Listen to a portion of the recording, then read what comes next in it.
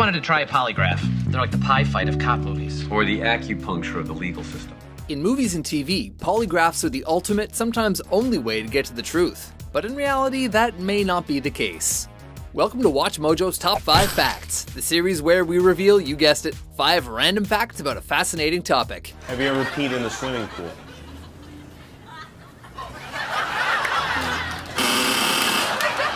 In today's installment, we're separating facts from fibs and counting down the 5 most interesting facts about lie detectors. Can we go to another topic? Number 5. Lie detectors can help create lies.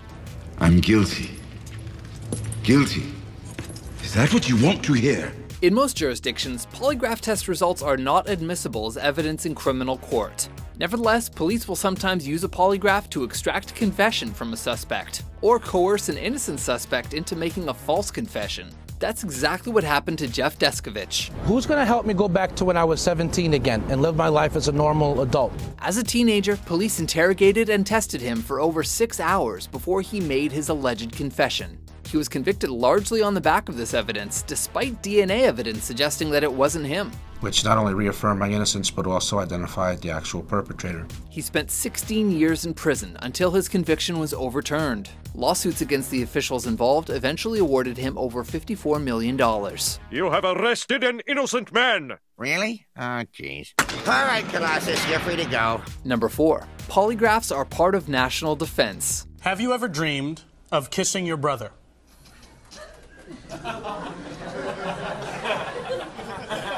No. All right. In the US, the Employee Polygraph Protection Act protects employees from indiscriminate use of lie detector tests. There are exceptions though, including jobs involving national security. The Department of Defense administers thousands of tests to its employees and prospective employees every year. In 2011, for instance, the DoD performed over 43,000 tests that yielded over 3,900 admissions of misconduct. You really have to calm down.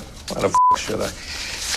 You'll fail the test. Fail the test? What is this, middle school? Of course I'm gonna fail the test. Test's a goddamn farce. However, critics say that the tests are a poor substitute for proper investigative background checks, and point to an accuracy rate that is sometimes estimated at as low as 60%. 60% of the time, it works every time. That doesn't make sense. Number 3. With practice, you can beat a polygraph test. Just remember, it's not a lie if you believe it. Okay, here's how you do it. According to antipolygraph.org, which is a website devoted to exposing the junk science behind polygraphs, first, obviously, make no damaging admissions. All right, I'm gonna sit at home and ogle the ladies in the Victoria's Secret catalog. See his catalog. Second, you must produce a greater physiological response when answering the control questions than when answering the relevant questions.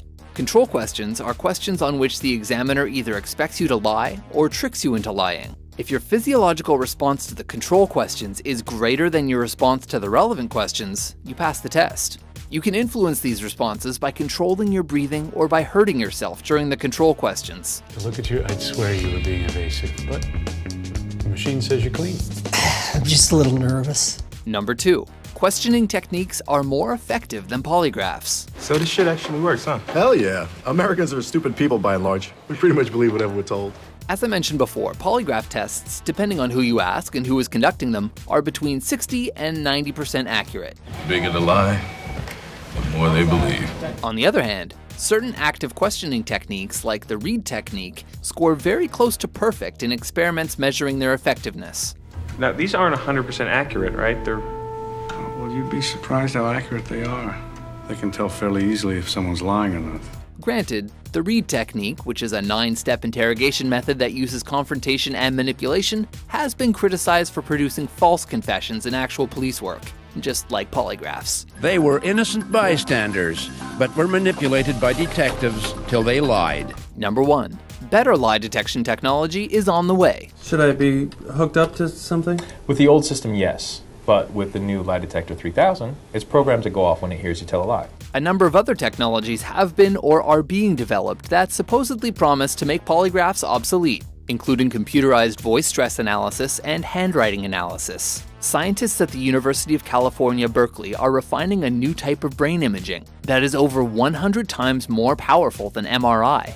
and lie detection will likely be one of its first applications. Bioethicists are already speculating that ultra-high-resolution brain imaging tools could jeopardize the mental privacy of those accused of wrongdoing. In a military context, though, tools like this could put an end to the use of so-called enhanced interrogation techniques. When you lie to me, I hurt you. So, what do you think? How much faith should we put in lie detectors? Mr. Barnes, state your name. Troy Barnes. Oh, I meant to say Butts Carlton. You did mean to say Butts Carlton.